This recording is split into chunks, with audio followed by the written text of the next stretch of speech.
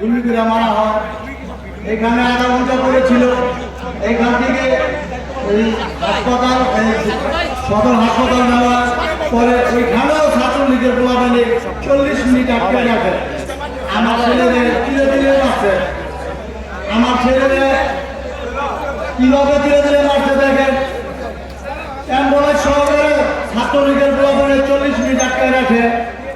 এমনকি ঢাকা যাওয়ার পথ আর জায়গায় জায়গায় আমাদের সমস্যা হয়। মেডিকেল ভর্তি করার পরে ওইখানে আইসিইউতে আসিল। আইসিইউতে থাকার পরে আমি ওইখানে কান্নাকাটি করি।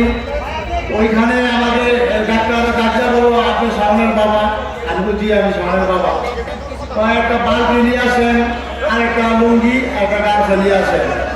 মানে আমি ভাবি যে গামছা বালতি লুঙ্গি কিসের জন্য করবো। আচ্ছা আমি গামছা একটা কিনি, একটা বালতি, একটা লুঙ্গি কিনি।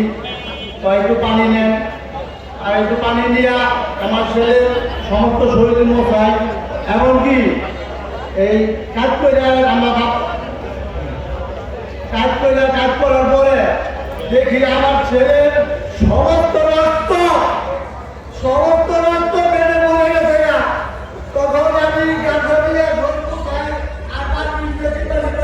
রক্ত তুলি। এমনকি লঙ্গিটা পরানোর সময় শরীরে একটা কালা প্যান্ট ছিল, কালা গেঞ্জি ছিল, সমস্ত বেডের ভিতরে রক্তে করে ভরে গেছে। আমি বালতি দিয়া ওই রক্ত কিনে ওই চিপা বালতি দিতে রয়েছি। একবার বিরক্ত হয়েছে।